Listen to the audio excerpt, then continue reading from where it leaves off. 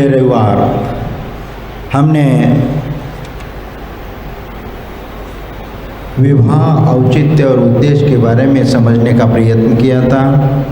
उसमें कुछ बातें हमने समझ लिया था और कुछ बातें अभी रह गई थी। उनमें विवाह का उद्देश्य क्या, किस लक्ष्य को लेकर के किया जाता है और विवाह में किन किन बातों का ध्यान रखा जाता है, वह सब बातें हमने समझने का प्रयत्न किया। क्योंकि विवाह एक धर्म संपत्ति है, प्रजा उत्पत्ति है और रति, और ये तीन कारण शास्त्रों में बताया है। उन तीन कारणों का उद्देश्य बताते हुए आपको वो समझाने का प्रयत्न किया है कि एक गृहिणी एक पत्नी के रूप में जब वह सामाजिक मर्यादाओं के साथ वह उसका पालन पोषण करती है, एक विवाह के सूत्र में बंद करके अपनी मर्यादा का जीवन वह जीना प्रारंभ कर देती है, तो वह एक आदर्श जीवन प्रस्तुत कर देती है। इसीलिए उस आदर्श जीवन की परंपरा में हम आगे भी देखना है कि जब कभी विवाह का प्रसंग आ जाता है तो वहाँ पर हम किन बातों का ध्यान रखना होता है। जब हमारी घर में यदि कोई कन्या है, कन्या का विवाह किसके साथ करना चाहिए, यदि घर में यदि कोई लड़का है तो उस लड़के का विवाह किस स्थिति में किस इसमें होना चाहिए, इन बातों का भी यहाँ पर उल्लेख किया गया है। उन बातों को भी हम समझने का प्रयत्न करेंगे कि इसमें कुछ बातें लिखी है कि विवाह के उद्देश्य में कि हमें दो बिंदुओं पर ध्यान रखा जाता है कि विवाह किससे करें, कब करें और कैसे करें। इन बातों को हमें ध्यान रखना है। विवाह किससे करें, समान कुल और समानशील होना चाहिए। जब कभी किसी से किसी का विवाह हो और उसमें समानता नहीं हो तो मित्रता होना संभव नहीं है। इसलिए उसमें प्रेम नहीं हो सकता, क्योंकि प्रेम नहीं होगा तो सामंजस्य नहीं बैठेगा, सामंजस्य नहीं होगा तो जीवन सुखी नहीं हो सकता।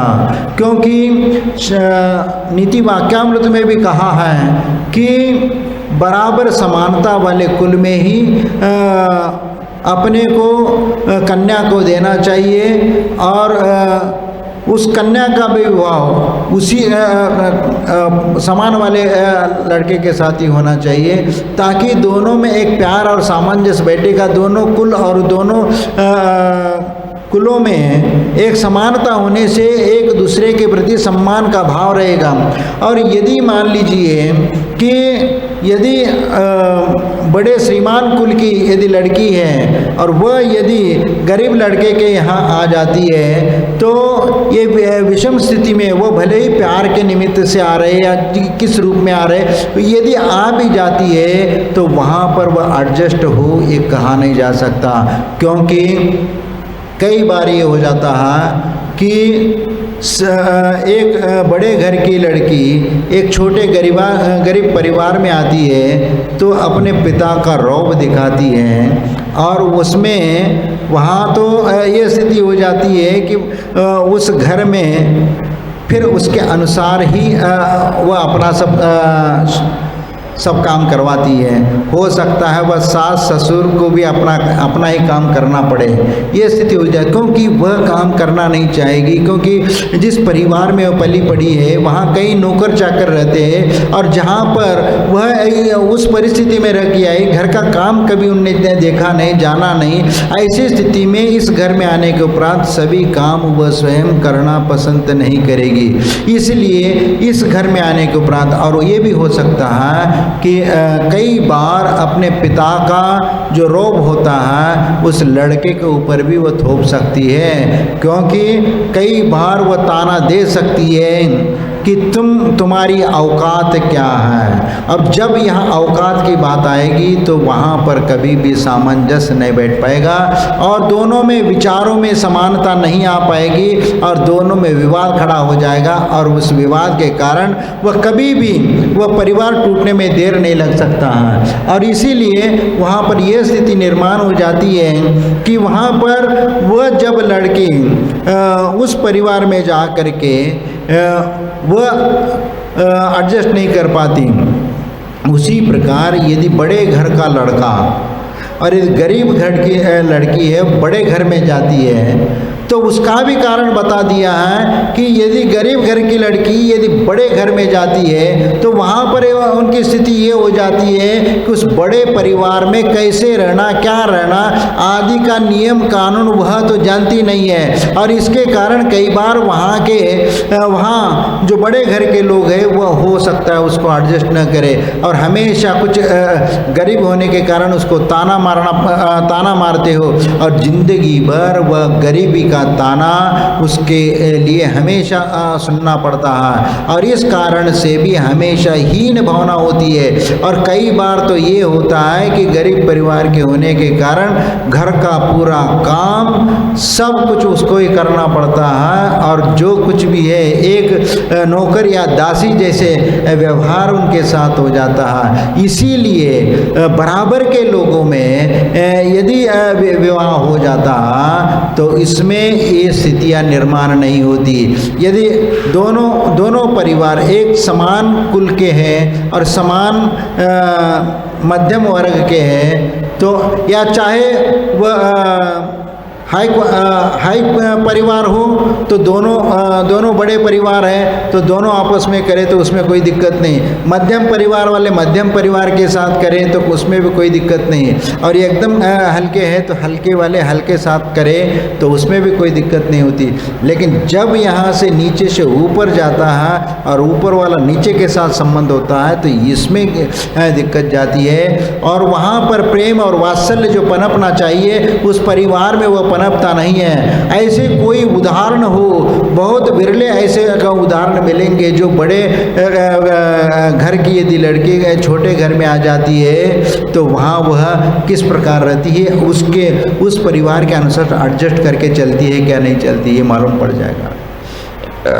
और कई बार ये होता है कि आजकल तो दहेज प्रथा की परंपरा चली है और दहेज के कारण क्या होता है कि सामने वाला व्यक्ति ये नहीं देखता कि इनके पास क्या व्यवस्था और क्या नहीं है। वह अपनी इच्छा से मर्जी से जो दे उसको खुशी खुशी ले ले, ये तो बात तो ठीक है। लेकिन कई बार उस दहेज को लेकर के इन दोनों परिवारों में विवाद हो जाता है और वह सामने वाला व्यक्ति कई बार अपने शक्ति से अधिक कर्जा लेकर के भी वह ताकि अपनी बेटी वहाँ खुश रहे इसके लिए वह वहाँ धन दे देता है। उसके बावजूद भी वहाँ पर उसको कुछ सुनना पड़ता है तो वह एक हमेशा वह परिस्थिति ऐसी हो जाती है कि उसकी अब परिकल्पना नहीं कर सकते उसके पीछे कितने कन्याओं को उनके साथ छलावा गया है और कितनों के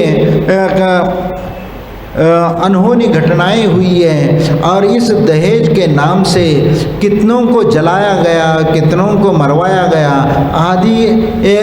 एक पैसा एक ऐसी चीज़ है कि ये जीवन एक दूसरे को जिस प्रकार जीना चाहिए वह जीने नहीं देता और दोनों परिवार में खटास आ जाती है जिसके कारण संबंध असुरक्षित हो जाते हैं। इसीलिए ऐसे परिवार वहाँ पर देखे जाते हैं। यदि बड़े घर का यदि लड़का है और गरीब घर की लड़की है तो उनमें भी सामंजस्य नहीं बैठता क्योंकि वह लड़का हमेशा गरीब लड़की के कारण वह उसको उसी प्रकार वह ताने मारता है कि भाई तुम तो गरीब घर की हो, तुम्हें तो यहाँ ये मर्यादा तो सिखाई नहीं जाती। इस प्रकार उनको ताना, इसलिए वह भी कभी सुखी नहीं रह सकती। हाँ, ताने मार करके एडजस्ट करके जैसे तैसे भी वह निकाल दे, लेकिन सभी में वह खूबी नहीं रहती है कि वह वहाँ जा करके उस घर में जा करके तुरंत वहाँ कुछ सीख जाए और तुरंत उस घर के माहौल में ढल जाए और उसके अनुसार एक्सेप्ट कर ले। ऐसा नहीं होता। इसीलिए विवाह किससे करें यानी बराबरी के लोगों में करें। हम आजकल क्या हुआ कि सब अपने बड़े शहरों में अपने लड़के को देना चाहते हैं और बड़े घर में देना चाहते हैं। ठीक है, कोई बात नहीं, बड़े घर में देना चाहिए और लेकिन वह एक लेवल देखो, उस लेवल में अपनी लड़की वहाँ पर फिट होएगी क्या नहीं होएगी।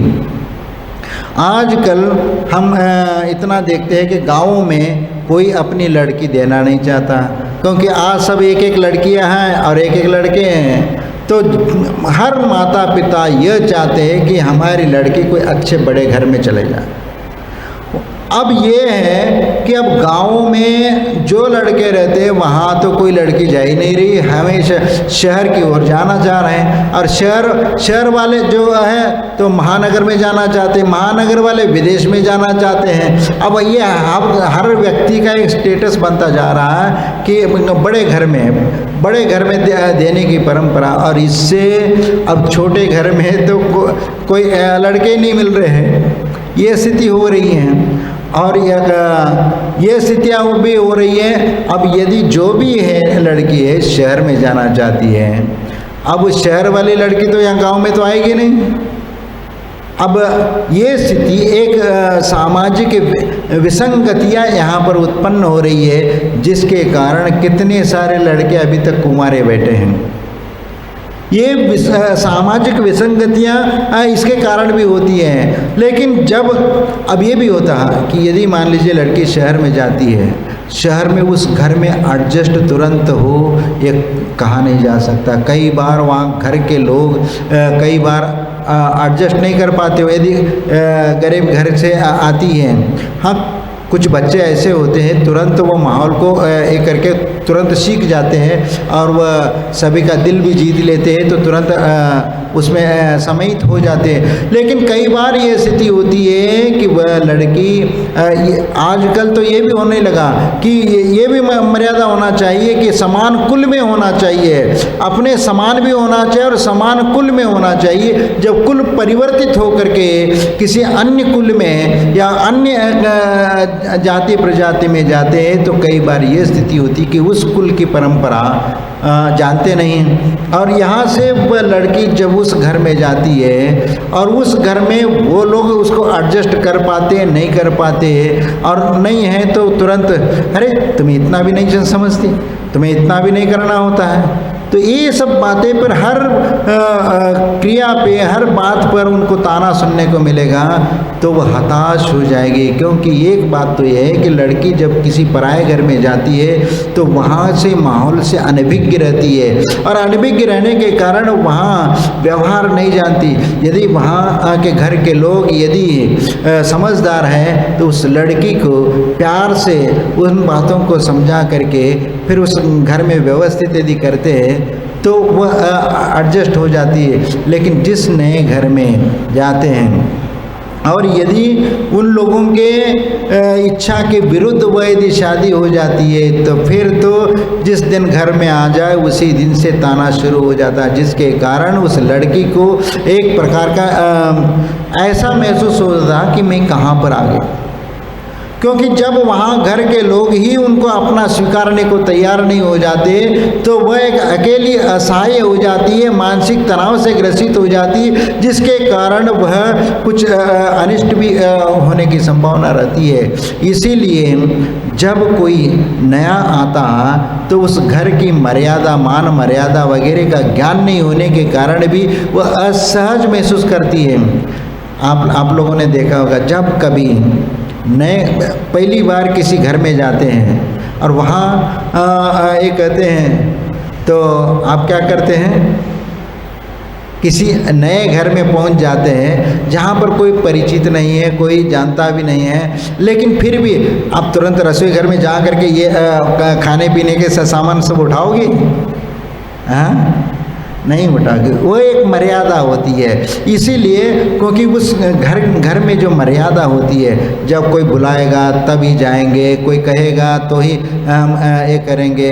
कुछ तो ये है कि शर्म के कारण भी उनको रहना पड़ता है। इसलिए उस समय सास ससुर वगैरह घर में जो और ननंद देवरानी आदि या साला वगैरह यदि कोई है तो वह व्यक्ति उनको व्यवहार से उनको निश्चिंत करा दे कि कोई यानी सहजता यानी अपने घर में घर जैसा उनको माहौल बना करके उनके साथ चले, एक मित्रता बना करके यदि व्यवहार करते हैं तो तुरंत वह उस प्रभाव से प्रभावित होकर के उस घर को तुरंत अपना स्वीकार कर लेती है और उसके अनुसार घर की मर्यादा में वो चलना शुरू कर देती है। इसलिए लेकिन हर घर में एक कोई स्थिति नहीं होती। आजकल अंतरजातीय विवाह होने लगे और अंतरजातीय विवाह हो जाते हैं तो उसमें क्या होता है कि यदि वहाँ लड़की लेकर के घर में आ जाए तो माँ बाप तो कहते हैं कि तुम इस घर में तो पैर नहीं रखना, जाओ जहाँ रहना है रह लो, इस घर में तो नहीं आ सकते हो। और उस बहू के हाथ से मैं तो पानी भी नहीं पीऊँगी। ससुर सास कहती मैं उसके हाथ से पानी भी नहीं पीऊँगी। वह कैसी है क्या है मर्यादा तो जानती नहीं है और तुम उसको लेके आए। फिर ये स्थिति हो जाती है तो फिर क्या उसको कहीं दूसरी जगह भेज दिया जाता है, तुम वहाँ जा कर के रह लो, ये कर लो। लेकिन फिर भी घर के स्थिति में, घर के मर्यादा में वह उतना महत्व प्राप्त नहीं करती है। इसलिए जब इस प्रकार की स्थिति शुरू हो जाती है तो भिन्न कुल से जब आई हुई कन्या जब यहाँ पर रहती है तो उनके उस परिवार के साथ मेल जोल करके रहना बहुत कठिन हो जाता है। इसलिए एक दूसरे को एडजस्ट वह नहीं कर पाती है। ऐसी स्थिति में बहुत कम ऐसे लोग होते जो समझदार होते, भिन्न कुल से आई हुई कन्या को अपने विचारों से धीरे धीरे उनको ढाल देते हैं और ऐसा उसको एहसास होने भी नहीं देते कि ये कोई पराया घर है, ये सब अपना ही घर है। जब ऐसा व्यवहार हो जाता है तो धीरे धीरे वह सहज होती चली जाती है और इसीलिए इन बातों को यहाँ पर ध्यान रखा जाता है। और दूसरी बात यह है कि कुल की समानता हो, कुल की समानता अन्य गोत्र से आई हुई या आज कई बार ये भी स्थिति होती है कि किस कुल में किस क्योंकि समाज में कुछ ऐसी विकृतियां हैं या ऐसी पद्धतियां हैं कि उनमें विवाह को लेकर के बहुत सारे बातें होती हैं कि सगोत्री में विवाह नहीं होना चाहिए। कई बार ये होता है कि विजातीय विवाह कि अन्य गोत्र में विवाह होना चाहिए ताकि संतान में विशेष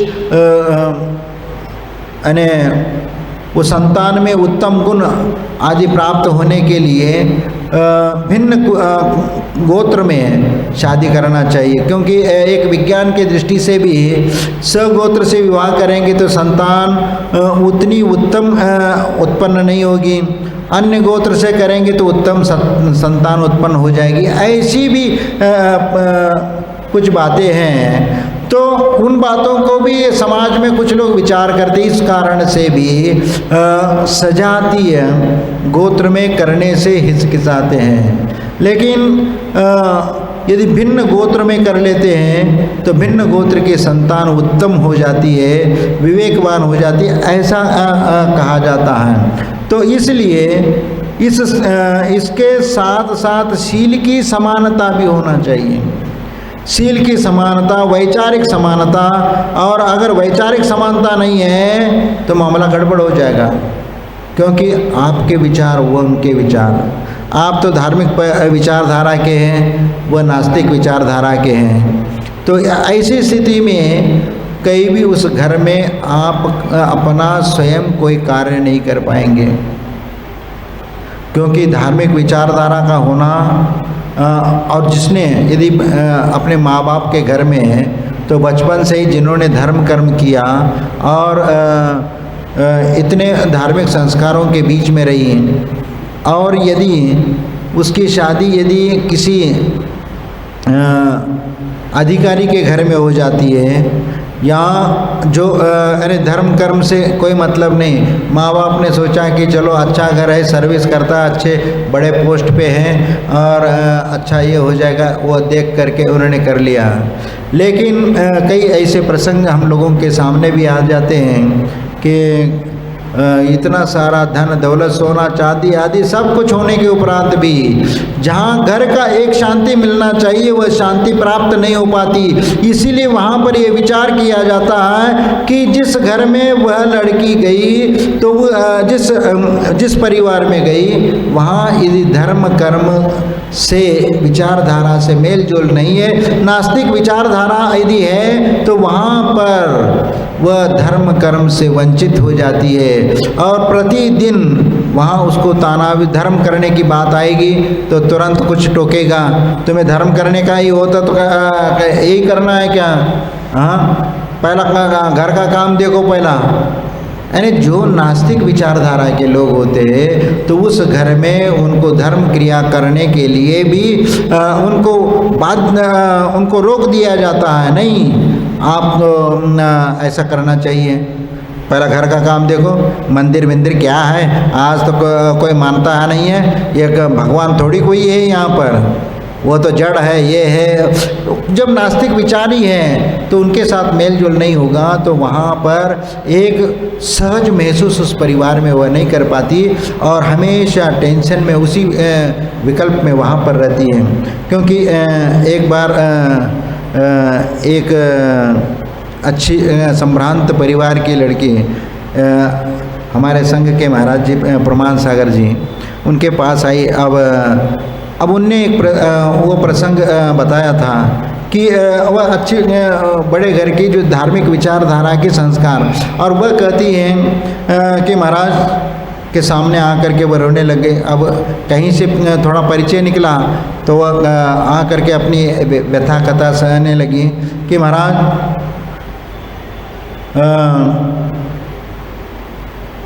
हम बहुत परेशान हैं, बहुत दुखी हैं। और वह रोने लगती है। पूछा क्या बात है? क्या बताऊं महाराज, हमारे माँ बाप ने तो ऐसे नरक में ढकेल दिया, वहाँ कुछ भी नहीं कर सकते। बोले क्या बात है? तो उन्होंने बताया कि जिस घर में मेरी शादी हुई है उस घर में तो कोई धार्मिक विचारधारा के लोग ही नहीं है और धर्म कर्म को समझने को भी तैयार नहीं है। यहाँ तक कि मुझे मंदिर जाने को भी रोक दिया जाता है और मंदिर भी मैं खुल करके नहीं जा पाती। उनको तो पहला धन से मतलब है, पैसे से मतलब है, उनको अपने इससे मतलब है, बाकी और क्रियाओं से कोई मतलब नहीं है।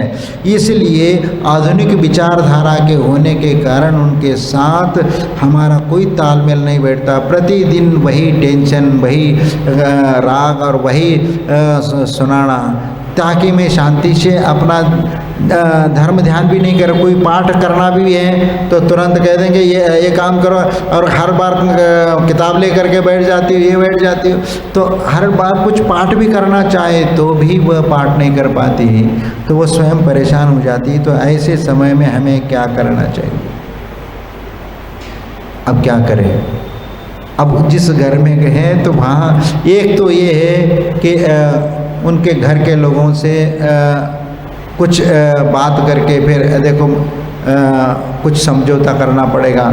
और यदि वहाँ पर समझौता नहीं होता है तो हमेशा वह कोई भी धार्मिक अनुष्ठान में यदि भाग लेने की बात आएगी तो कभी भाग ही नहीं ले पाएंगे। ऐसी स्थितियाँ होती है। कई बार तो ऐसी स्थिति होती है और कई बार ऐसा स्थिति होता है लड़का बहुत धर्मात्मा निकलता है और लड़की जो है वह नास्तिक निकलती है। यहाँ तक कि कोई महाराज आगे चौका लगाना है तो हमें नहीं लगाना, हमें नहीं लगाना,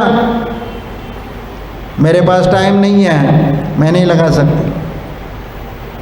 आप विचार करो, ऐसे भी लोग रहते हैं। क्योंकि ये प्रत्यक्ष, ये घटना तो हमने प्रत्यक्ष देखा है, सुना है कि एक लड़का जो साधु संत है तो हमेशा उनके सेवा में लगता है, चौका लगाना ये करना। लेकिन उनकी जो मिसेस है वह मिसेस तो धार्मिक चौका लगाने की बात आए तो हमेशा फिर वह उसके विरोध में खड़े हो जाते हैं, मुझसे नहीं होगा, ये नहीं करना। और एक बार हम ही वहाँ पर गए थे एक महाराज जी को लेकर के, जब घर में थे उस समय, तो एक महाराज जी को साथ हम गए थे सांगली में। तो वहाँ पर एक श्राव वहाँ गए, तो फिर उन्होंने चौके की व्यवस्था देखी, उनने जा अपने घर में कल मैं लगा दूँगा। और उसके उपरांत वह घर में जा कर के उनने अपने बीवी से बोला कि ऐसे ऐसे महाराज आए, कल चौका अपने यहाँ लगाएंगे। उनने तो सीधा सुना दिया, मैं तो न चौका लगाऊंगी, न कोई काम करूंगी, न कुछ नहीं, हमें तो अपने घर को देखना है। और फिर वो भी इतने शांत प्रकृति के थे, उनने भी उसको कोई जवाब नहीं दिया।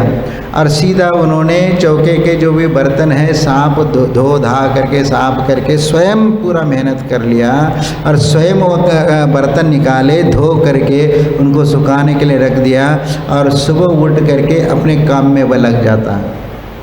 लेकिन फिर भी वो चौके में नहीं आई, और पूरा जो भी सामान लगता है वह स्वयं तैयार कर लिया। फिर उन्होंने मदद के लाने और दूसरे लोगों को, धर्मात्मा लोगों को बुला दिया। तो इस प्रकार वह व्यवस्था करके चौका लगा करके साधु को आहार तो कर लिया, और यहाँ तक कि वह चौके में कपड़े पहन करके भी नहीं आए कि आखिरी में कम से कम आहार तो दे दे।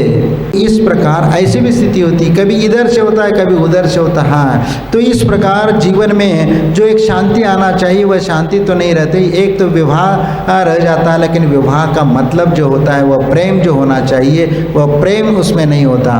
क्योंकि ये प्रेम की बात जहाँ पर आ जाती वहाँ पर ये पीछे हटने लगा, यानी प्रेम जो, क्योंकि विवाह एक बंधन का स्थान है, लेकिन विवाह होने के उपरांत जो आपस में प्रेम और वात्सल्य बढ़ना चाहिए वो वहाँ पर यदि नहीं बढ़ता है तो निश्चित ही उस घर में एक विषम परिस्थिति निर्माण हो जाती है। और इसीलिए इन सब बातों को यहाँ पर ध्यान रखा जाता है। समानशील होना चाहिए, समान कुल होना चाहिए, और धार्मिक विचारधारा वाले हो, और धार्मिक विचारधारा वाला ही परिवार देखना चाहिए, जिसमें वहाँ पर वैचारिक समानता होती है, धार्मिक समानता होती है, और सामंजस्य स्थापित करने में भी सहजता होती है। इसलिए इन सब बातों का जब ध्यान रखते हैं तो फिर वहाँ उस घर में सहजता से, क्योंकि एक जैसे संस्कार होने के कारण वहाँ पर किसी को दिक्कत नहीं जाती। और एक गृहस्थ जीवन, एक सहज सुखद जीवन अपन वहाँ पर जी सकते हैं। लेकिन जब भी देखो, लेकिन कुछ तो ऐसे होते हैं कि रूप रंग को देख करके शादी कर लेते हैं, लेकिन गुणों को नहीं देखते हैं। इससे भी बहुत सारे जीवन में संकट आ जाते हैं। कई बार तो हम ये देखते हैं कि ये देखने में सुंदर है तो कर लेता है, लेकिन करने के उपरांत जब उनकी विचारधारा और आदतें जब देख लेते हैं तो फिर पश्चाताप के अलावा कुछ भी हाथ में नहीं लगता। कई बार ऐसी स्थितियां हो जाती हैं कि सिर्फ सुंदरता देखी, लेकिन उनकी आदतें, संस्कार क्या है कि इन बातों को नहीं देखते, तो वहाँ पर यह स्थिति हो जाती है कि कई वो शराब पीने वाला निकला, व्यसनी या सप्त व्यसनी निकला, तो इस स्थिति में भी वह परिवार टूट जाता है। इसलिए वह उस परिवार में भी कभी सामंजस्य स्थापित नहीं होता। इसलिए इन बातों को हमें ध्यान रखना चाहिए। और जहाँ पर समानता होती है वहाँ पर मैत्री भाव भी स्थापित हो जाता है। समानशील वैष्णेषु संख्यम, यानी समानशील और समान रुचि में ही मित्रता पैदा होती है। इसीलिए समान परिवार में जब संबंध हो जाता है तो ही वह परिवार सुरक्षित रह जाता है। क्योंकि जब एक लड़की दूसरे घर में जाती है, जैसे शादी होती है वो पराई हो जाती है, लेकिन पराये होने के बाद वहाँ सब कुछ नया होता है। वहाँ पर उसके अनुसार ढलने में उसको कुछ दिन निकल जाते हैं, और इसीलिए कई बार उसका वो मन न लगे, इसलिए साथ में कोई ना कोई उसकी सखी सहेली या मौसी को साथ में भेज देते ताकि उनको कोई दिक्कत हो जाए तो उनको संभाल ले, क्योंकि कुछ दिन रहने के उपरांत एडजस्ट हो जाएगा। इसीलिए इन बातों को ध्यान दिया जाता है। और जब धार्मिक समानता होगी तब आत्मीयता भी प्राप्त होगी, क्योंकि ये यहाँ पर इन बातों को ध्यान रखाया जाता है कि वैचारिक समानता भी होना चाहिए और धार्मिक समानता भी होना चाहिए, तभी आत्मीयता हो सकती है। ऐसी समानता नहीं होगी तो वहाँ पर आत्मीयता नहीं हो पाएगी। इसलिए अपने घर में जब बेटी पराई हो जाती है तो वहाँ पर उसको अच्छा नहीं लगता, क्योंकि फिर लगने लगता है कि फिर आज जो परिस्थितियाँ निर्माण हो जाती है कि हम अलग रहेंगे, अलग ही रहते हैं, इस प्रकार की स्थितियाँ होती हैं। इसलिए लेकिन जब अलग रहते हैं, एकल परिवार हो जाता है, तो एकल परिवार में भी बहुत सारी समस्याएं खड़ी होती है, लेकिन उन समस्याओं को हम देखते नहीं। वर्तमान परिस्थिति के अनुसार हम सिर्फ उसको स्वीकार कर लेते हैं कि भाई विवादों से बचने के लिए हम एकल परिवार ही हो जाते हैं। लेकिन एकल परिवार हो जाता है, कोई परिवार में बीमार पड़ता है तो सहयोग के लिए वहाँ पर कोई नहीं रहता। ऐसी स्थिति में किसी का इलाज करना हो या अस्पताल में भर्ती करना हो तो उसमें बहुत सारी दिक्कतें जाती है, और कई बार तो स्वच्छंदता भी आ जाती है जो परिवार के लिए अनिष्ट के लिए कारण भी हो जाता है। इसलिए कन्या के 5 रूप बताए हैं। कन्या के 5 रूप बताए, जिसमें एक पिता के घर से संबंधित होता है और बाकी 4 पति के घर से संबंधित हो जाते हैं। पहला रूप कन्या का है तो कन्या तो वो पति के घर में रहती है, पिता के घर में रहती है। दूसरा वधू का रूप है, वह विवाह के बाद हो जाता है। तीसरा रूप है भार्या का, वधू बनते ही वह पूरे कुटुंब का भरण पोषण करती है, इसलिए इसलिए भार्या कहलाती है। और चौथा रूप है जननी का, यानी संतान को उत्पन्न कराने वाली वह जननी कहलाती है। और जैसे संतान उत्पन्न हो जाती है तो उसके बाद ये 5वां रूप है माता का, माँ का रूप है। वह संतान उत्पन्न होने के उपरांत माँ के रूप में उसका पालन पोषण करती है। इसलिए कन्या, वधू, भार्या, जननी और माता एक स्त्री के ये 5 रूप हैं। और जिसमें एक रूप तो पिता के घर में और 4 रूप पति के घर में होते हैं। अगर कोई स्त्री अपने पति के घर में आई तो यहाँ उसको 4 रूपों का पालन करना होता है, और ऐसे वातावरण वहाँ देना चाहिए। ऐसे वातावरण बनाने के लिए हमें सब बातों को पहले से ही विचार करके रखना होता है, और हमेशा कुल और शील की समानता में ही विवाह करने से वह सुख समृद्धि वहाँ पर होती है। इसीलिए इन बातों को ध्यान रखना चाहिए। लेकिन आज ये विचार हो जाता है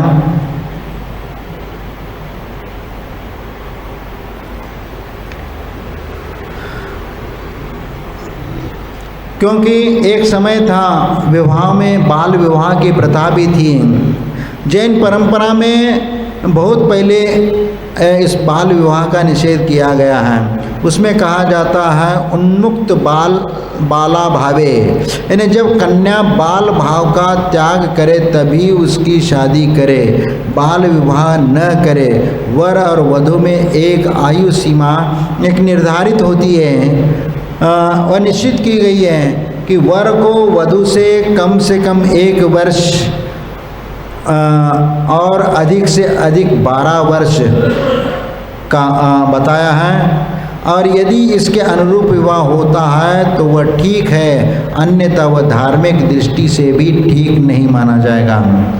एक मर्यादा बताई गई है, उस मर्यादा के अनुसार ही उसका विवाह हो जाता है। और पुराणों में देखने के बाद ऐसा लगता है कि जैन आगम साहित्य का अवलोकन करने पर 3 प्रकार की विवाह पद्धति प्राचीन समय में प्रचलित थी। अब उसमें पहली पद्धति माता पिता की इच्छा से जो होता था उसका नाम धर्म विवाह होता था। पहली पद्धति धर्म विवाह है जो माता पिता के इच्छा के अनुसार होता था। और माता पिता किसी योग्य वर की तलाश करते और कन्या से उसका पानी ग्रहण करा देते हैं, तो ये धर्म विवाह हुआ। और दूसरी पद्धति में कन्या अपने वर का स्वयं चयन करती है। जब कन्या स्वयं अपना वर का स्वयं करती है तो इस विवाह को स्वयंवर कहलाता है, स्वयंवर विवाह कहलाता है। और स्वयंवर में लड़की अपनी इच्छा से लड़कों का चयन करती है, तो ये स्वयंवर विवाह कहलाता है। तीसरा वह है माता पिता की अपेक्षा नहीं रहती है, स्त्री और पुरुष दोनों आपस में राजी होकर के विवाह कर लेते हैं। उस विवाह को गंधर्व विवाह कहते हैं। गंधर्व विवाह क्या होता है मालूम है? हाँ, गंधर्व विवाह यानी प्रेम विवाह, इसको आजकल लव मैरिज के रूप में कहते हैं। कि प्राचीन परंपरा में जो स्वयं अपनी इच्छा से दोनों एक दूसरे को अपनी इच्छा से जब विवाह करते, उसमें माता पिता का कोई रोल नहीं होता है, तो वो जो विवाह होता है वह गंधर्व विवाह कहलाता है। इस विवाह को सबने निकृष्ट विवाह के रूप में कहा है, उसे सामाजिक मान्यता नहीं दी गई है। लेकिन पहले दोनों विवाह को पहले के दो विवाह अधिक मान्यता दी गई है। लेकिन गंधर्व विवाह आजकल तो प्रेम विवाह के रूप में हम मान लेते हैं, लव मैरिज के रूप में समझ लेते हैं, और ये रिवाज बढ़ता जा रहा है। और ये प्रतिदिन इस प्रकार के हो जाते हैं, इस प्रकार के। और ये इसमें माता पिता का कोई रोल नहीं होता, दोनों मिलकर के कोर्ट में चले जाते हैं और वह रजिस्टरिंग कर लेते हैं, तो उनकी शादी हो जाती है। तो ये जो विवाह हो जाता है तो शुरू में प्रेम होता है और बाद में वह प्रेम कितना दिन रह जाता है इसको तो कह नहीं सकते। लेकिन ये तो है कि जिसको लव मैरिज के रूप में अपनी शादी कर ली, हो सकता है वह कालांतर में टूट भी जाए, क्योंकि ऐसी कई घटनाएं सामने आ जाती है और देखने को भी मिलती है। इसीलिए पूरे जीवन का बोझ वो बन जाता है। इसलिए इन बातों का ये ध्यान रखना चाहिए कि वह संबंध टिकाऊ नहीं होते। लेकिन आप विचार करिए कि जो यूरोप में और जो पश्चिमी देशों में, जहाँ पर अमेरिका है, यूके और यूरोप है, वहाँ पर तो प्रतिदिन 1400 तलाक होते हैं। और वहाँ की जनसंख्या कितनी है? ज़्यादा 33 करोड़। और अब भारत की कितनी है? 140 करोड़। और वहाँ पर जो इतनी कम संख्या है, फिर भी वहाँ प्रतिदिन 1400 1500 इतने सारे तलाक होते हैं। तो कैसी ज़िंदगी। हमने तो एक पेपर में पढ़ा था कि एक महिला ने अपने जीवन काल में 84 विवाह कर लिया। 84। अब वह 84 विवाह कर लिया तो वह एक विवाह कितने दिन रहा उसका? 1 साल भी रहा, इसकी कोई गारंटी नहीं है, या 6 महीने में ही बदलते चले गए। क्योंकि यूरोप में वह कोई संस्कार है ही नहीं है। ये भारत में वह संस्कार है, एक मर्यादा में रहने की पद्धति सिखाई जाती है। लेकिन वहाँ यूरोप में इसका कुछ नहीं। जब तक सामने वाला पॉकेट ठीक है तो चलो साथ में, और पॉकेट में जैसे ही खाली हो गया तो चलो बदल लो। ये स्थिति वहाँ पर हो जाती है। वहाँ पैसा देख करके शादी होती है, और पैसा समाप्त तो समाप्त, संबंध समाप्त। अब वहाँ पर कैसी ये होती है, लड़का कहीं रहता है और बच्चे कहीं रहते, माँ बाप कहीं रहते, बुढ़ापे में वहाँ कोई उनके देखभाल करने वाला व्यक्ति कोई नहीं है। एक बम्बई से एक परिवार आया था संघ में, जब आचार ऋषिकेश में, और उनका बड़ा परिवार था, वो राजस्थानी परिवार था। तो उनका एक परिवार जर्मनी में वो पढ़ने के लिए गया था, और वह किराए से किसी का किराए से मकान में वह रहते थे। जब यहाँ के उनके परिवार के लोग वहाँ मिलने गए, वहाँ कुछ दिन वहाँ रहे, और वहाँ एक दंपति उस परिवार में रहता था जिसके घर में किराया रहते थे, और वहाँ पर 8-10 दिन में उन लोगों के साथ ऐसा व्यवहार ये हुआ और मिलना जुलना, और ये उनसे यदि पूछा कि तुम्हारे बेटे कहाँ है, वह अमेरिका रहता है, बेटी है तो वह भी कहीं बाहर रहती है। तो फिर उनने पूछा, फिर इनने जो अपना आत्मीयता और ये प्रेम दिखाया, कुछ जो साथ में मिठाई लिए आए थे उनको खिलाया पिलाया, और एक 10-15 दिन जितने भी दिन रहे तो इतना ऐसे वो रहे कि जैसे अपना ही घर समझ करके। और जब उनको जाने का समय हुआ और उनका आशीर्वाद लेकर के उस परिवार से बोल करके जाने लगे तो वो रोने लग गए, क्योंकि इस प्रकार का प्यार तो उनको वहाँ तो मिलता ही नहीं है, क्योंकि परिवार का जो सुख है वहाँ तो देखने को नहीं मिलता। वहाँ तो दोनों मियाँ बीवी सर्विस कर रहे, अपनी जगह रह रहे, और यहाँ तक कि उनके बच्चे भी वहाँ पर साथ में नहीं रहते हैं, वह केयर हाउस में उनको रखा जाता है, क्योंकि दोनों कमाने वाले होते हैं तो दोनों सर्विस कर रहे।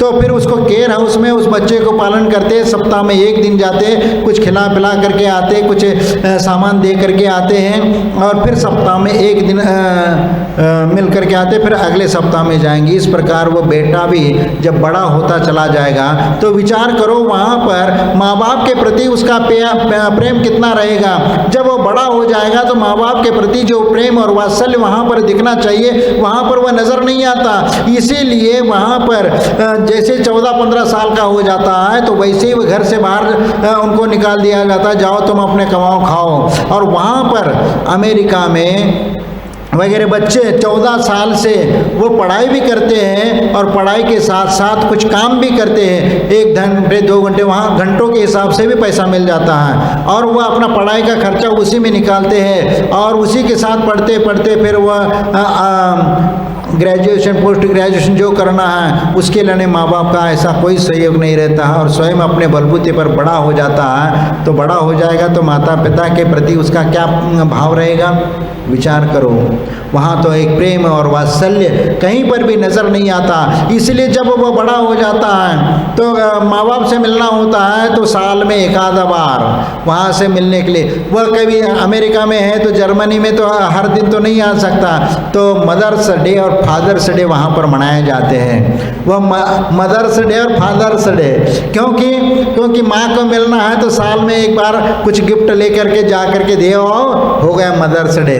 और जिस समय पिताजी का दिन आ गया फादर्स डे, तो फादर्स डे के दिन वहाँ जाएंगे और उनको कुछ गिफ्ट दे करके मिल करके आ जाएंगे और फिर अपने इसमें। लेकिन भारत में तो यहाँ तो कोई मदर्स डे और फादर्स डे का इसका कोई संस्कार ही नहीं, क्योंकि वहाँ तो प्रतिदिन माँ बाप की सेवा में रह करके उनकी पालन पोषण करते हैं और उनकी सेवा करते हैं। तो वहाँ तो प्रतिदिन ही मदर्स डे और प्रतिदिन ही फादर्स डे है। वहाँ तो यूरोप में तो इस प्रकार का दृश्य कहीं पर भी नज़र नहीं आता। इसीलिए एक परिवार का जो सुख होता है वह सुख वहाँ पर नहीं है। इसीलिए ये स्थिति निर्माण होती जा रही है कि वहाँ पर कोई संतान उत्पन्न करना नहीं चाहता, क्योंकि वहाँ के सरकार परेशान है। वहाँ पर लोगों को समझाना मुश्किल होता जा रहा है, क्योंकि आज की नई पीढ़ी जो है वो दोनों सर्विस करती है, तो बच्चों को कौन संभाले। और वहाँ पर जो भी माँ बाप हैं अपने बच्चों को अपने साथ नहीं सुलाते, बच्चे को अपने साथ नहीं सुलाते। उनका एक अलग कमरा होता है, अलग कमरा में उसको बिठा देते हैं और वहाँ पर टीवी लगा रहता है और टीवी कैमरा लगे रहते हैं, और वह अपने घर जिस कमरे में वह रहते हैं उस कमरे में बच्चे के पूरे हालचाल वह देखते रहते हैं। या अमेरिका में वगैरह इस प्रकार के इंस्ट्रूमेंट लगे रहते हैं, और बच्चा यदि रोने लग जाए तो वहाँ पर उनको संकेत मिल जाएगा, और फिर वह आ करके फिर बच्चे को दूध पिलाना है तो वहाँ पर मशीन लगी है। तुरंत यदि बच्चा रोने लग जाएगा तो वो मशीन ऑटोमेटिकली एक्टिव हो जाती है और तुरंत उसके मुंह के पास वह जा करके वह टच हो जाता है तो वह दूध पीने लगता है। वो मशीन ही दूध पिलाती है। तो इस प्रकार ऑटोमेटिक सिस्टम सब है। वहाँ तो एक यदि रोने लग जाए तो रोने को ये करने के लिए भी उसको वहाँ पर ऐसे मशीन है, उसके साथ वह थोड़ा सा मनोरंजन होकर के वो बच्चा ये हो जाएगा। इसलिए माँ बाप का बच्चे के प्रति जो वो प्रेम होना चाहिए और बच्चे का भी माँ बाप के प्रति जो लगाव होना चाहिए वह नज़र नहीं आता। इसीलिए वहाँ पर देखा जाता है कि जो एक संबंध व्यवस्था होना चाहिए वो व्यवस्था आज पश्चिमी सभ्यता का संस्कार भी हमारे देश में आता जा रहा है। आप अब ऐसी स्थिति हो रही है कि आप परिकल्पना नहीं कर सकते आने वाली पीढ़ी को आप क्या संस्कार देंगे। जब वह केयर हाउस में जो पढ़ाते हैं, अब वहाँ पर जो केयर हाउस में जो वो बच्चा बड़ा हो जाता है, सीख जाता है और वहीं से फिर कहीं काम धाम स्वयं सीख जाएगा। यदि वहाँ पर ये है, यदि काम करने की क्षमता है तो आप वहाँ अपना जीना जी सकते हो। यदि आप कोई काम नहीं कर सकते तो तुम्हें जीने का भी अधिकार नहीं है। आप ये कह दो कि लूला लंगड़ा है, वह अपाहिज है, तो वहाँ बैठ करके उनको खिला दे, ये वहाँ पर नहीं होगा। या उसको ऊपर जाना पड़ेगा या ये, क्योंकि यदि स्वयं काम धाम कर सकते हो तो जी सकते हो, नहीं है तो वहाँ पर ऐसा ये नहीं कि बैठ करके आपको खाते पीते रहो, ऐसा तो वहाँ पर नहीं हो सकता। इसलिए वहाँ की सभ्यता अलग है, संस्कार अलग है। और यहाँ जो भारत में एक जो संस्कार है वो एक अपनापन का संस्कार है, वह संस्कार आपको कहीं नहीं मिलेगा। लेकिन फिर भी आज ये संस्कृति में अंतर होता जा रहा है, क्योंकि 50 साल पहले जो संस्कार आप एक परिवार में देखते थे, आज वह संस्कार नहीं नजर आते। क्योंकि पहले 50 साल पहले जो आपने जो घर परिवार को देखा, वह प्रेम वात्सल्य देखा, अड़ोस पड़ोस वालों को देखा, क्योंकि अड़ोस पड़ोस वाले आपके घर में भी काम करने आते थे और आप भी उनके घर में काम करने जाते थे। लेकिन आज इस समय में कोई दूसरे घर में जाने को तैयार नहीं, दूसरे वाला यहाँ आने को तैयार नहीं। और आज तो किसी से कोई लेना देना नहीं। आज तो भगवान ने एक मोबाइल ला करके दे दिया, दुनिया मुट्ठी में हो गई, कोई किसी से मिलने की ज़रूरत नहीं है। और आज का 3-4 साल का बेटा भी वो मोबाइल लेकर के बैठ जाता है और दिन भर ऐसा लगा रहता है, और उसको कोई ये नहीं सिखाने की ज़रूरत नहीं, वो स्वयं सीख जाता है। जितना तुम्हें नहीं आता उससे ज़्यादा वो सीख जाता है। ये स्थिति आजकल की ये होती जा रही है कि आजकल ने पूरा मोबाइल में गेम खेलना शुरू करता है। इससे बच्चों के भी शारीरिक हेल्थ डाउन होता चला जाता है। जिस प्रकार स्थूलता आने लगती है, जो एक्टिविटी शरीर में होना चाहिए वह बचपन से ही वह नहीं रहेगी, तो फिर आगे जा कर के और दिक्कत करेगी। इसलिए बच्चों को आउटडोर खेलने के लिए बच्चों को कहना चाहिए, बाहर जा कर के खेलो। आप चाहे क्रिकेट खेलो, फुटबॉल खेलो, और जो भी खेल आउटडोर का खेल होते वह खेलो, लेकिन आप मोबाइल में गेम मत खेलो।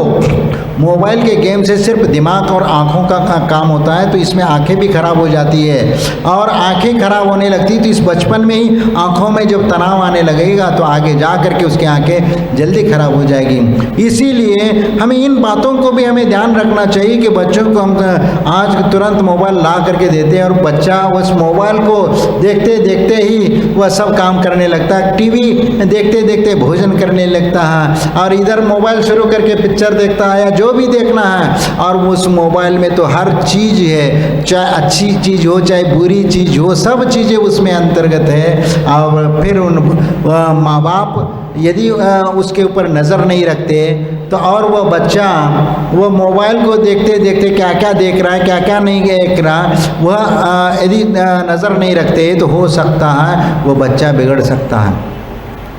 क्योंकि ऐसे बहुत सारी घटनाएं हुई है, क्योंकि जब माता पिता उसका ख्याल नहीं रखने के कारण कई बार ये स्थिति हो जाती है। एक अमेरिका में ये घटना हुई कि बच्चा एक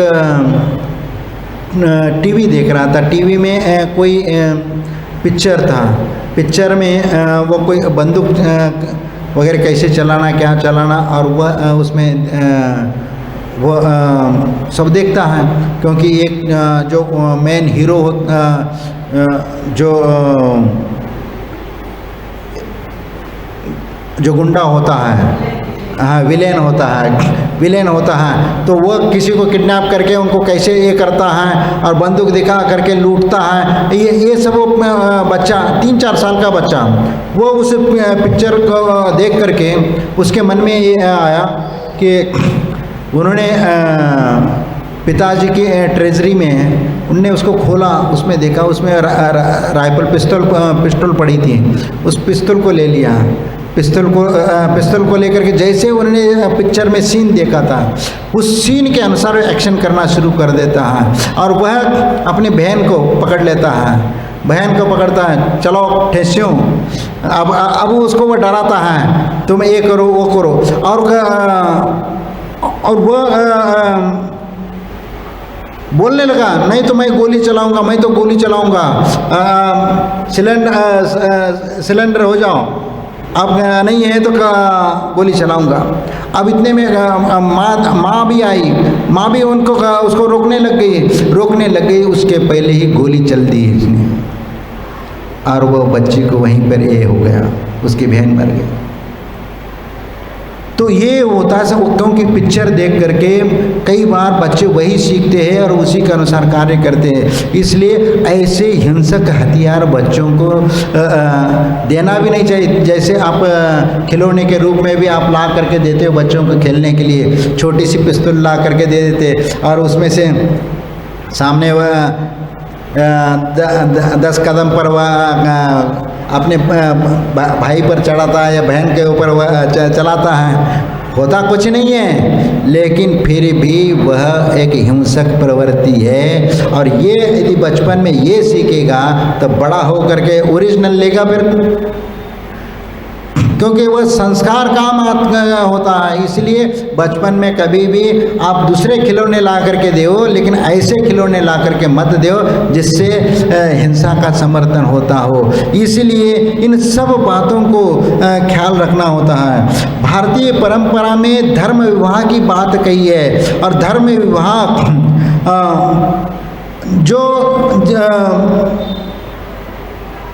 उसमें पति को परमेश्वर के रूप में देखा जाता है और यहाँ पर पतिव्रता या पत्नीव्रता के रूप में यहाँ पर जीवन यापन करने का संकल्प लिया जाता है। लेकिन आपको विदेशों में इस प्रकार का कोई संकल्प वहाँ पर नहीं होता। वहाँ तो कहीं चर्च में चले गए, वहाँ आप बोल दिया स्वीकार है, चलो ठीक है स्वीकार है तो भैया स्वीकार है। अब जिस दिन स्वीकार नहीं होगा, चलो तुम अलग और हम अलग, ये इस प्रकार की वह विवाह पद्धति होती है। इसीलिए प्रेम विवाह जो हुए हैं, जिसको गंधर्व विवाह के रूप में शास्त्रों में कहा है, तो इस बात को भी समझना चाहिए। और आगे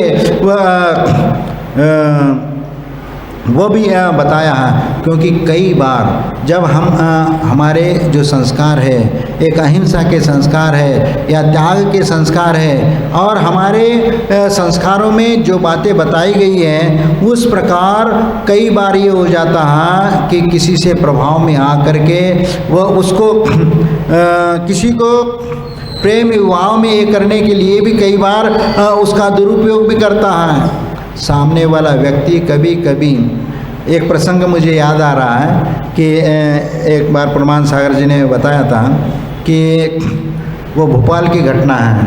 भोपाल में पर्यूषण पर्व आ रहा था। तो पर्यूषण पर्व में सब लोग नियम ले लेते हैं कि कुछ ना कुछ नियम लेते हैं। तो एक युवक आया और महाराज जी के पास आकर के कहता है कि महाराज, मैं 10 लक्षण में एकासन करना चाहता हूँ, उपवास करना चाहता हूँ और मैं आपके पास ही रहना चाहता हूँ यहाँ पर 10 दिन।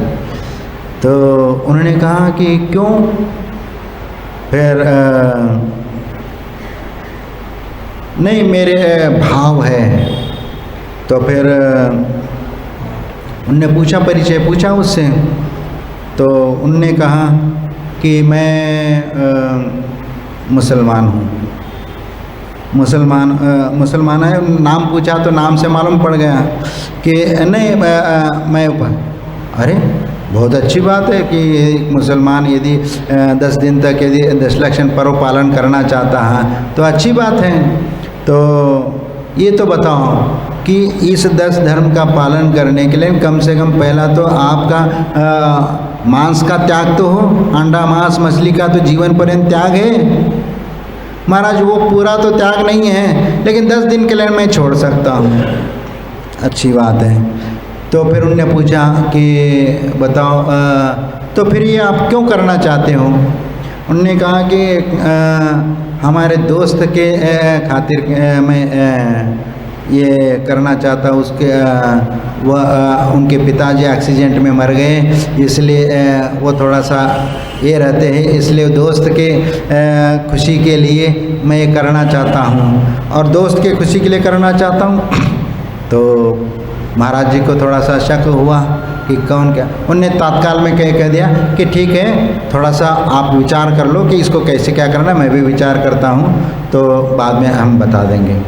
तो इसके बाद महाराज जी ने कुछ वहाँ के समाज के लोगों को पूछा कि ये फलाना व्यक्ति का ये बताया उसको एक्सीडेंट में वो उनका मरण हुआ है और ऐसे ऐसे ऐसे था। तो लोगों ने कहा कि महाराज एक्सीडेंट में वो जो लड़का कह रहा है वो तो ठीक है, क्योंकि एक्सीडेंट में वो व्यक्ति मरा है और ये दोस्त जिसकी बात कर रहा है वो दोस्त और कोई नहीं, उसकी लड़की है, वो उसकी लड़की है और उस लड़की से उसको ये करने के लिए वह यानी उस दृष्टि से वह ये उपवास करना चाहता है ताकि उनको प्रसन्न करने के लिए, ताकि वह प्रसन्न हो जाए। तो यानी मैं धर्म को स्वीकार कर रहा हूँ, यानी आपके धर्म को भी मैं मानता हूँ, स्वीकार करता हूँ, ये दिखाने के लिए। और एक बार यदि आप स्वीकार कर लिया और आ गए तो फिर मार मार के मुल्ला तो मैं बना देंगे, फिर तो वही।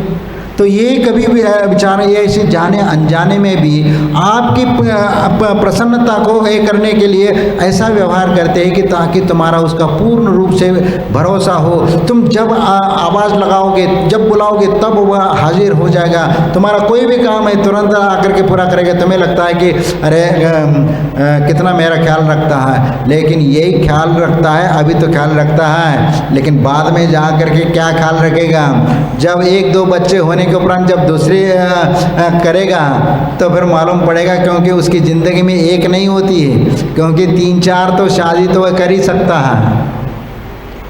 इसीलिए कभी भी इस प्रकार के चक्कर में पड़ना नहीं चाहिए, क्योंकि देखो जब माँ बाप किसी चीज़ का ध्यान रख करके शादी करते हैं तो उस शादी में ये ध्यान रखना चाहिए कि जिसके माध्यम से उसका जीवन एक सुखमय और शांतिमय जीवन व्यतीत हो, उसमें किसी प्रकार की बाधा न हो। इस प्रकार ध्यान रखते हुए माँ बाप अपने बच्चों के शादी करते हैं। इसीलिए यदि माँ बाप के ऊपर, इसीलिए इसमें जो कहा है पहले के जो 2 शादी है धर्म विवाह, ये सबसे उत्तम है, क्योंकि धर्म विवाह करने वाला व्यक्ति अपने माँ बाप के ये करता है तो माँ बाप का भी उनके साथ भावनाएं जुड़ी रहती है और माँ बाप के साथ एक दूसरा स्वयं की भी इच्छा उसके साथ जुड़ जाती है। तो ये 2 विवाह ही वहाँ पर धर्म संगत माना गया है। लेकिन गंधर्व विवाह और भी विवाह बताएं, और वह मैं यहाँ पर बताना चाहूँगा कि इसीलिए यहाँ पर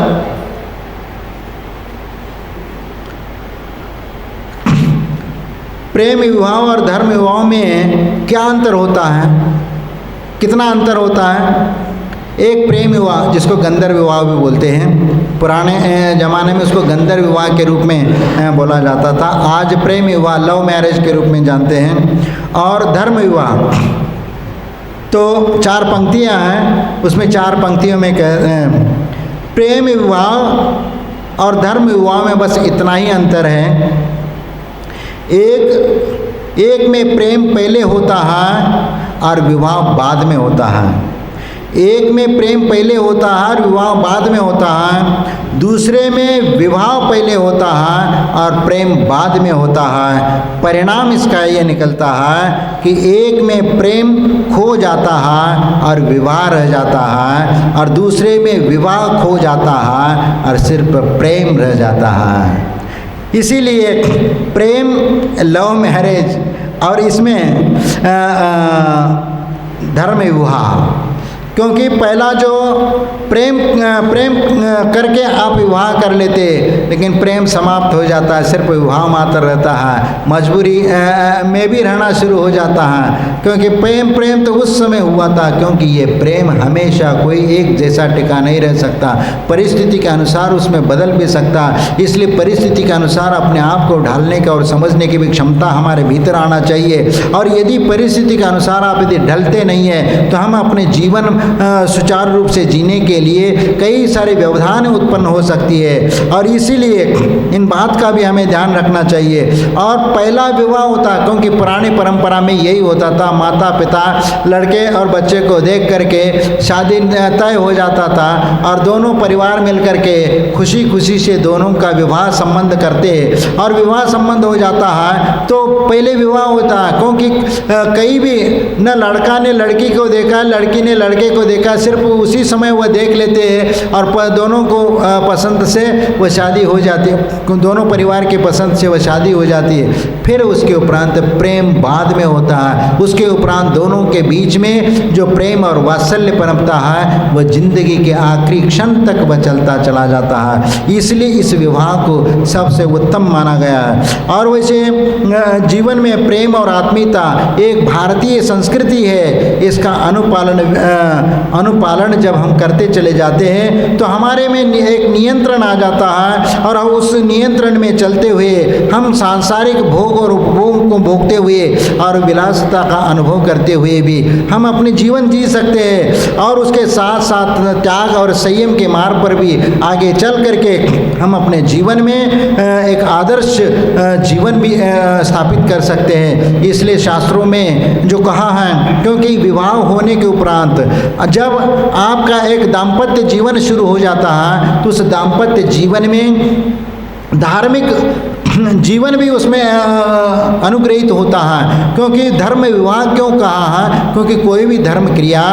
बिना जोड़े के साथ नहीं हो सकता। इसीलिए कोई भी शुभ कार्य करना होता है तो उसके लिए इंद्राणी के रूप में वहाँ बनना पड़ता है, और तब वह अनुष्ठान आदि क्रियाएं जितनी भी होती है तो उसी रूप में होती है। इसलिए इसको धर्म विवाह के रूप में स्वीकार किया है, और धर्म विवाह ही सबसे अधिक मान्य कहा है। वैसे शास्त्रों में 8 प्रकार के विवाह की बातें बताई हैं। 8 प्रकार के विवाह, उनमें पहला ब्रह्म विवाह है, दूसरा प्रजापत्य विवाह, तीसरा आर्ष विवाह, चौथा देव विवाह, पांचवा असुरी विवाह, छठा पैशाच्य विवाह और सातवां गंधर्व विवाह, आठवां राक्षस विवाह। ये 8 प्रकार के विवाह शास्त्रों में बताए गए हैं। और इसमें ब्रह्म विवाह वह कहलाता है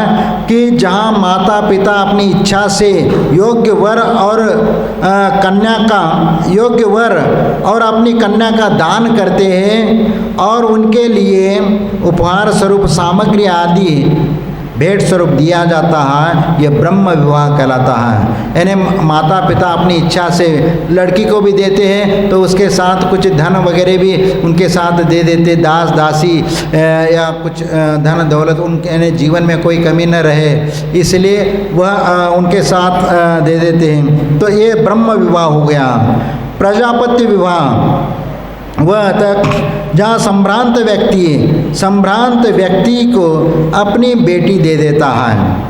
अब यहाँ पर संभ्रांत व्यक्ति यानी अच्छा समझदार व्यक्ति और अच्छे बराबरी के जो परिवार है उस परिवार में अपनी बेटी को देता है, ये प्रजापत्य विवाह कहलाता है।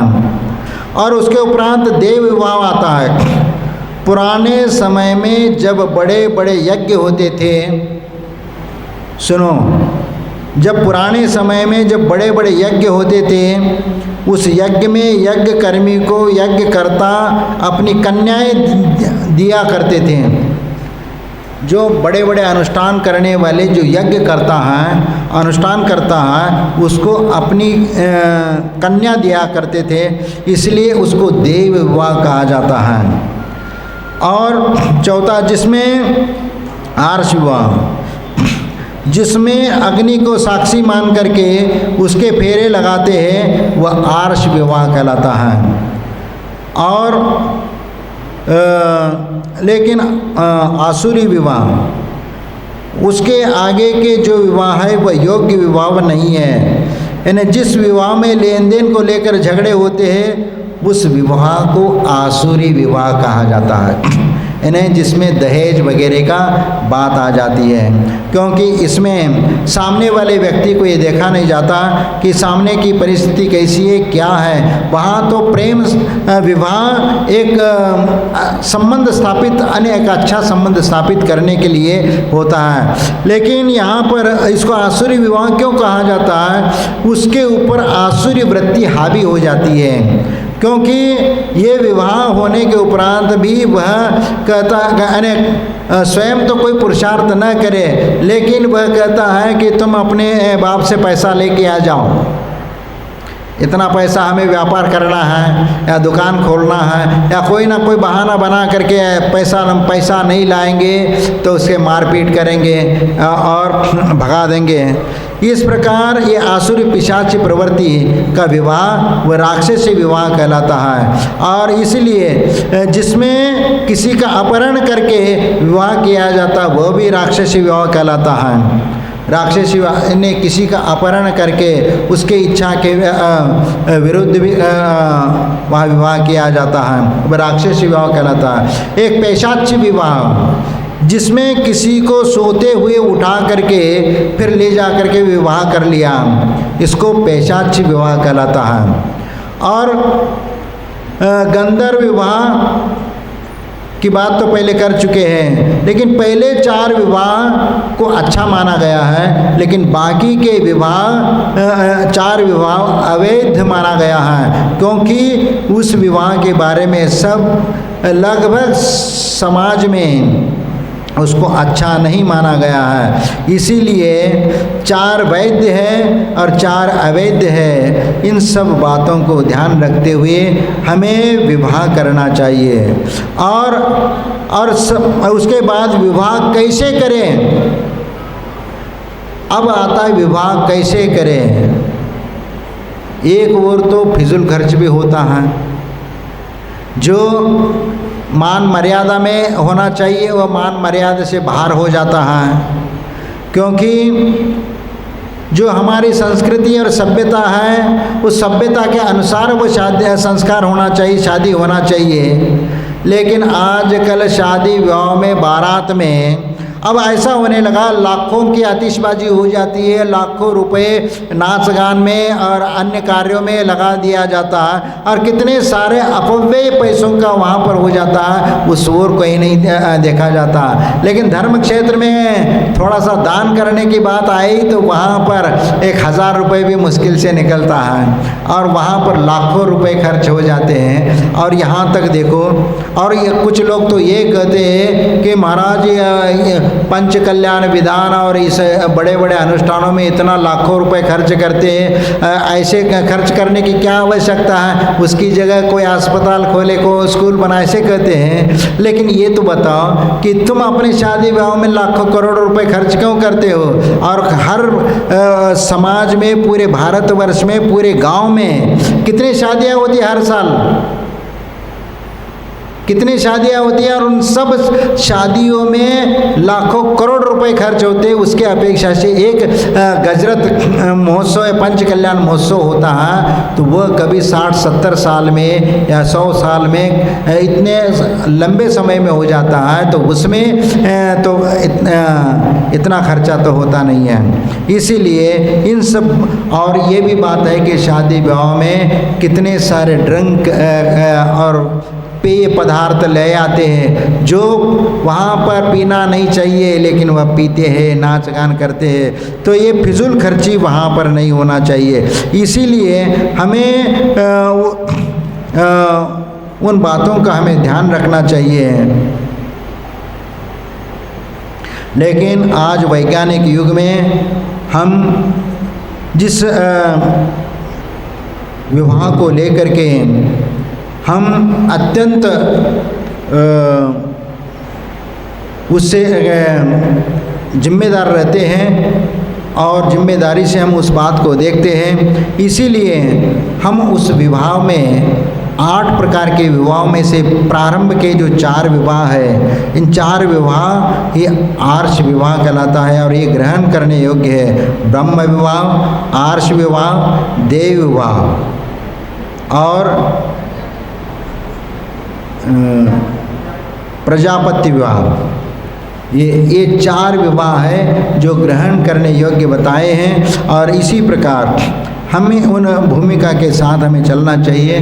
आपका समय भी हो रहा है, इसलिए मैं आप लोगों से यही कहना चाहता हूँ कि हम अपने जीवन में एक सादगीपूर्ण विवाह संबंध का निर्वाह करते हुए गृहस्थ जीवन को हमें पालन करना चाहिए, क्योंकि पैसे तो अपव्यय गलत चीज़ों में होता है तो वह उसका मूल्यांकन नहीं किया जा सकता, क्योंकि वह पाप में चला जाता है और वो पैसा कभी भी पुण्य का भागी नहीं हो सकता। इसीलिए जो पुण्य क्षेत्र में, धर्म क्षेत्र में जो आपका पैसा लगता है वही धन तुम्हारे भव तक साथ देता है और उस जगह पर आप अपना चंचला लक्ष्मी का सदुपयोग करते हैं तो और एक परिवार को बनाए रखने के लिए भी आप उस धन का उपयोग करते हो तो भी वह एक दृष्टि से वह सही माना गया है, क्योंकि धर्म पुरुषार्थ करते करते अर्थ पुरुषार्थ और अर्थ पुरुषार्थ के साथ साथ मोक्ष पुरुषार्थ भी करनी है। और इसलिए धर्म, अर्थ, काम और मोक्ष ये 4 पुरुषार्थ करते हुए हम अपने गृहस्थ जीवन का पालन करते हुए हमें अपना आत्मा का उद्धार करना है और इस प्रकार हम अपना जीवन जीते हुए निश्चित अपने जीवन को मोक्ष मार्ग की ओर ले जाएंगे और हम अपना आत्मा का कल्याण करेंगे। जय बोलो महावीर भगवान की।